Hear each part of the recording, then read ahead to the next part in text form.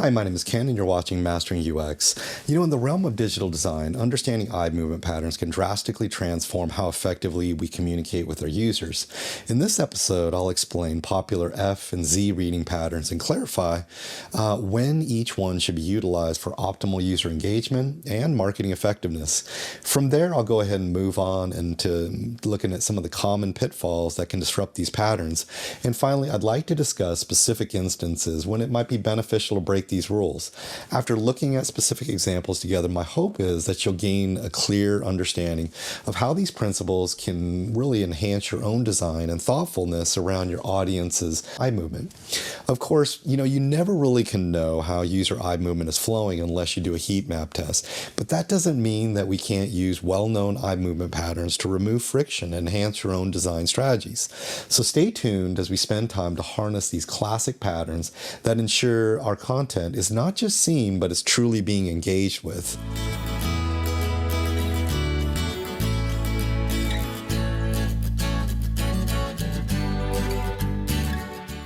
On eye behavior. Understanding eye behavior, especially in reading, follows specific patterns is a very crucial matter. The Z pattern is a fundamental principle of visual hierarchy in design, and it has been leveraged by marketers for as long as visual advertisements have been in existence. And systematically, it's been applied in studies since the 1990s. Meanwhile, the F pattern was popularized by Nielsen Norman Group by a study conducted in 2006. It aligns with our instinctive eye scanning habits, especially text-heavy pages. As we scan, we're also on the lookout for short, concise cues like headlines, badges, that quickly indicate whether we want to click on something or something that just piques our interest.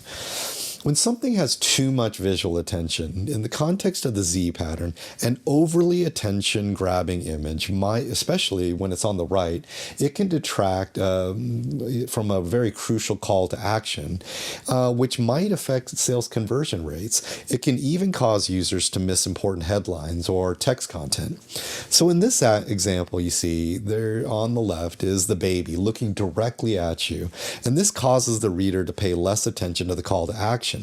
The right side shows that by simply changing the direction of the baby's face toward the call to action, it directs the eye to the headline and copy.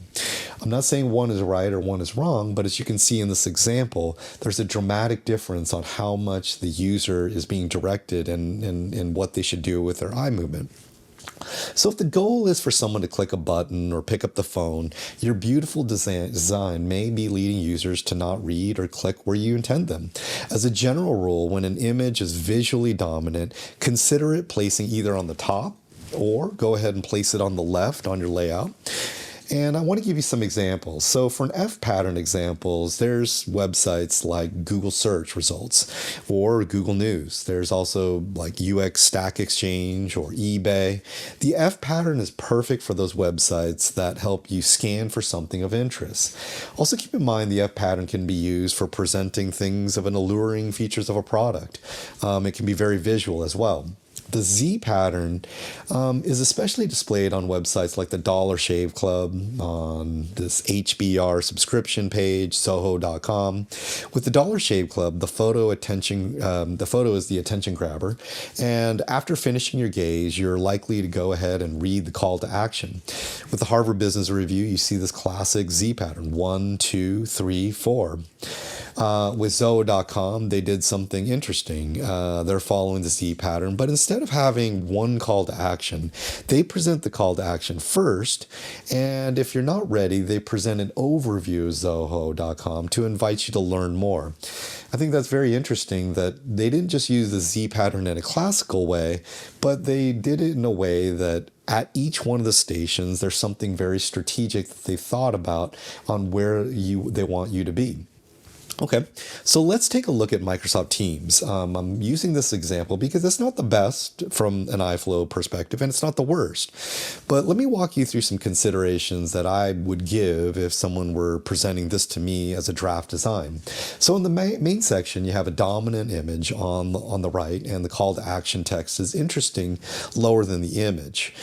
So I would like to ask the designer, why not reverse the order on these so that the user can pay more attention to the text after gazing on the image? Like I said, that attention-grabbing image is likely to cause my eye to be even tempted to keep looking at it and not be able to focus in on that copy. On the second section, there is this kind of headline copy, and it's centered. And just as a note, centered headline copy is not ideal from a scanning perspective, but I think it's acceptable because it's trying to visually group their core audiences together. And in the third section, this is starting to become a very popular way of organizing things like news and blog articles and other kind of articles. I don't want to say this is wrong, but I will say that this is not guided eye flow. I could look at the top image that's on the right, or I might be drawn to look at the image down at the bottom, and I might feel disinterested in reading the long headline notice.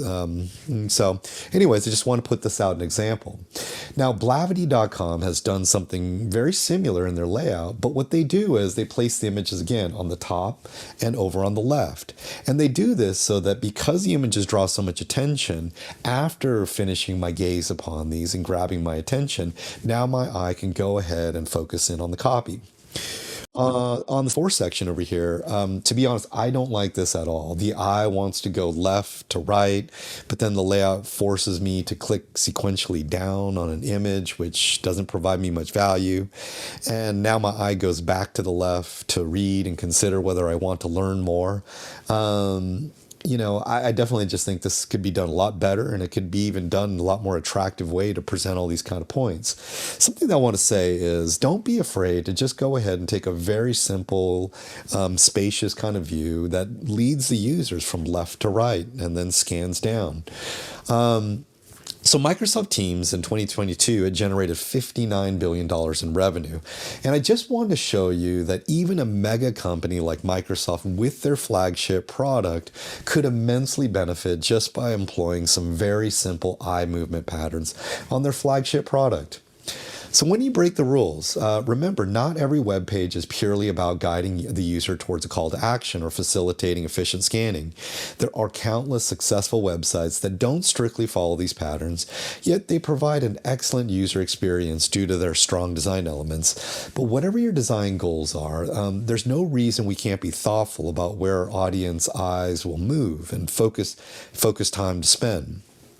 So in conclusion, understanding and leveraging Z and F reading patterns can significantly enhance the effectiveness of your web design. However, they are not a one-size-fits-all. Best practices must be adapted to fit your unique content, audience, and goals.